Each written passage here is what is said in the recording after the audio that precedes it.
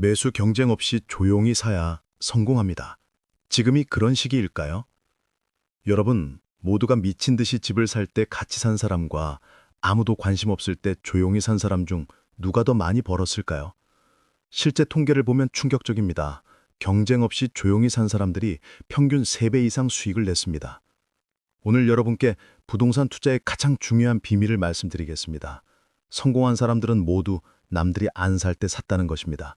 그리고 지금이 바로 그런 시기인지 아니면 아직 기다려야 하는지 정확히 알려드리겠습니다.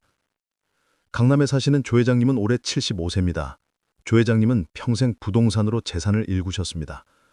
하지만 처음부터 성공한 것은 아니었습니다. 40대 때 큰 실수를 하셨습니다. 2000년이었습니다. 강남 아파트가 미친 듯이 올랐습니다. 사람들이 줄을 서서 집을 샀습니다.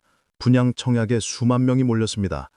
조 회장님 주변 사람들이 모두 집을 샀습니다. 떼돈을 벌었다고 자랑했습니다. 조 회장님도 조급해졌습니다. 지금 안 사면 평생 못 살 것 같았습니다. 주변에서도 빨리 사라고 했습니다. 늦으면 더 비싸진다고 했습니다. 조 회장님은 고민 끝에 결정했습니다. 대출을 최대한 받아서 샀습니다. 6억짜리 아파트를 샀습니다. 자기 돈 2억, 대출 4억, 매달 이자가 200만 원이었습니다. 부담스러웠지만 참았습니다. 곧 집값이 오를 테니까요.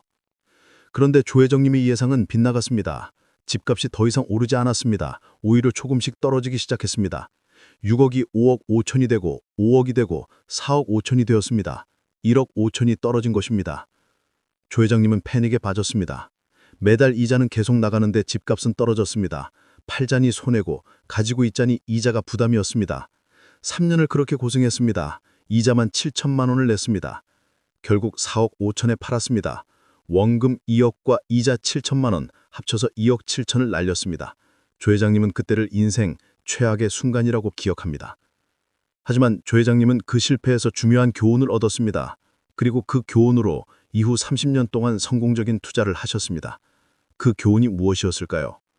서울에서 부동산 투자 컨설팅을 40년 하신 김 회장님이 이 비밀을 명확하게 설명해 주셨습니다.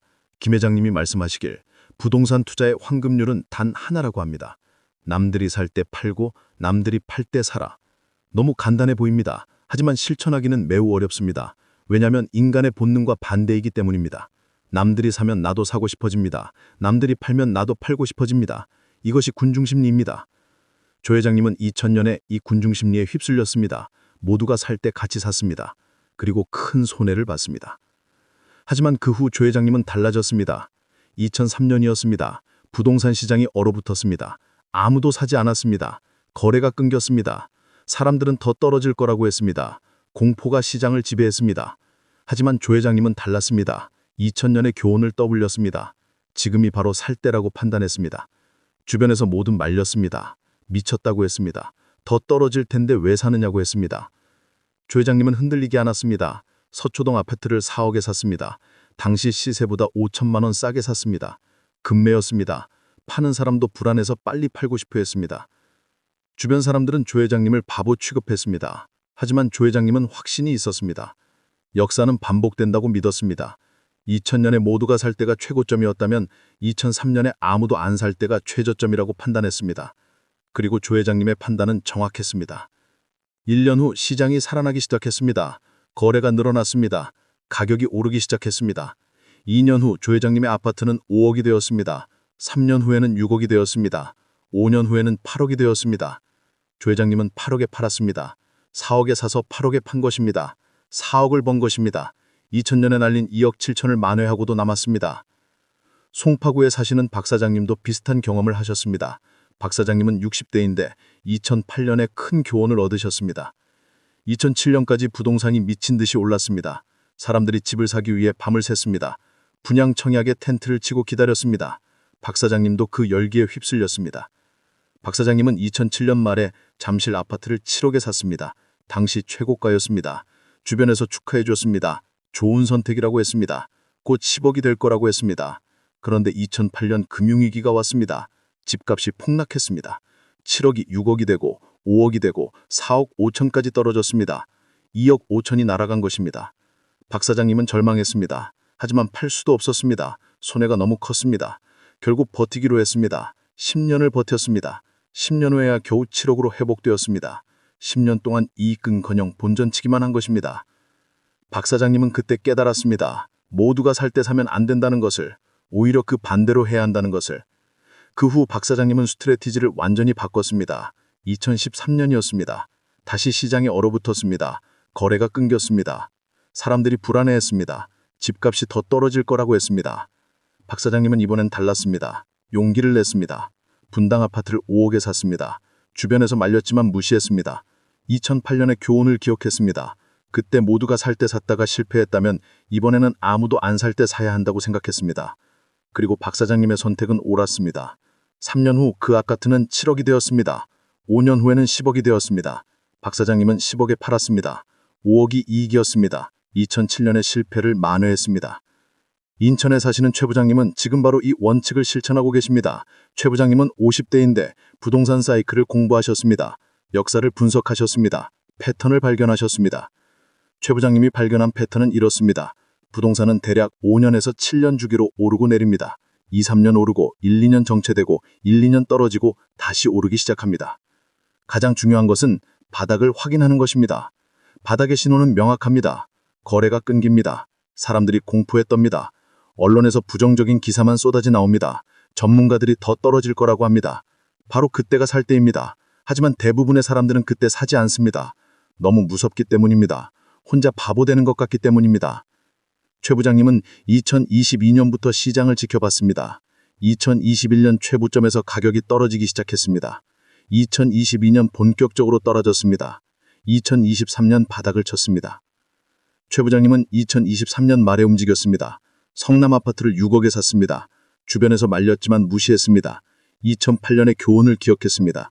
그때 모두가 살 때 샀다가 실패했다면 이번에는 아무도 안 살 때 사야 한다고 생각했습니다. 그리고 최 부장님의 선택은 옳았습니다. 1년 후 시장이 조금씩 살아나기 시작했습니다. 거래가 늘어났습니다. 가격이 서서히 올랐습니다. 최 부장님의 아파트는 6억 5천이 되었습니다. 1년 만에 5천만 원 올랐습니다. 최 부장님은 아직 팔지 않았습니다. 더 오를 거라고 예상합니다. 적어도 2, 3년은 더 오를 거라고 봅니다. 8억까지는 갈 거라고 확신합니다. 그렇다면 지금 2025년은 어떤 시기일까요? 용인에 사시는 한 선생님은 이 질문으로 고민하고 계십니다. 한 선생님은 60대인데 은퇴 후 목돈이 생겼습니다. 집을 하나 더 살까 고민 중입니다. 한 선생님은 주변 사람들에게 물어봤습니다. 어떤 사람은 지금 사라고 합니다. 바닥을 지났으니 지금이 기회라고 합니다. 어떤 사람은 기다리라고 합니다. 아직 더 떨어질 수 있다고 합니다. 한 선생님은 혼란스럽습니다. 누구 말이 맞는 걸까요? 지금이 조용히 살 시기일까요? 아니면 아직 기다려야 하는지. 부산에서 부동산 사이클 연구를 30년 하신 정 교수님이 이 질문에 답해 주셨습니다. 정 교수님의 분석은 이렇습니다. 2025년은 회복기 초중반입니다. 바닥은 2023년에 지났습니다. 지금은 조금씩 오르기 시작하는 시기입니다.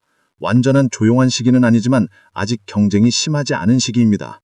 즉, 지금은 살 수 있는 시기입니다. 최저가는 아니지만 아직 늦지 않았습니다. 앞으로 2, 3년은 더 오를 가능성이 높습니다. 다만 모든 지역이 그런 것은 아닙니다. 서울 주요 지역, 수도권 핵심 지역은 회복세가 뚜렷합니다. 하지만 외곽 지역, 비인기 지역은 여전히 어렵습니다. 따라서 지역을 잘 선택해야 합니다. 정 교수님은 몇 가지 신호를 확인하라고 조언합니다. 첫째, 거래량을 보라고 합니다. 거래가 늘어나고 있다면 회복 신호입니다. 둘째, 금매가 줄어드는지 보라고 합니다. 금매가 줄어들면 바닥을 지난 것입니다. 셋째, 전세 수요를 보라고 합니다. 전세 문의가 늘어난다면 그 지역은 수요가 있는 것입니다. 넷째, 신규 분양을 보라고 합니다. 분양이 잘 된다면 시장이 살아나는 것입니다.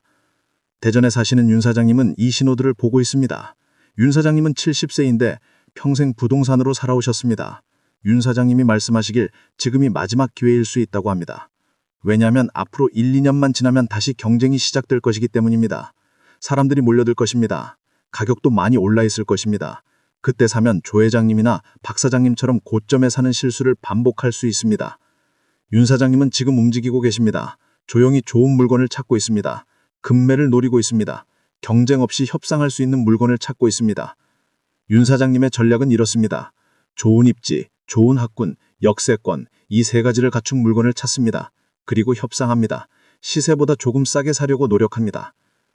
지금은 그것이 가능한 시기입니다. 파는 사람도 급하지 않지만 그렇다고 배짱이 있는 것도 아닙니다. 적당히 협상하면 합의점을 찾을 수 있습니다. 하지만 1년만 지나면 달라집니다. 파는 사람이 배짱을 부리기 시작합니다. 조금만 기다리면 더 받을 수 있다고 생각합니다. 협상이 어려워집니다. 광주에 사시는 이사장님은 작년에 이 전략으로 성공했습니다. 이사장님은 60대인데 작년 초에 집을 샀습니다. 시장이 아직 조용했습니다. 이사장님은 좋은 물건을 발견했습니다. 역세권, 좋은 학군, 재건축 가능성까지 있었습니다. 시세는 5억 5천이었습니다. 하지만 집주인이 급하게 팔고 싶어 했습니다. 이사장님은 5억을 제시했습니다. 집주인이 고민했습니다. 하지만 받아들였습니다. 당신은 사려는 사람이 없었기 때문입니다. 이사장님은 5억에 샀습니다. 시세보다 5천만 원 싸게 산 것입니다. 1년이 지난 지금 그 집은 6억 5천입니다. 1년 만에 1억 5천이 올랐습니다. 이사장님은 아직 팔지 않고 있습니다. 더 오를 것으로 예상하기 때문입니다. 여러분, 지금이 바로 그런 시기입니다. 완벽한 바닥은 아니지만 아직 경쟁이 심하지 않은 시기입니다.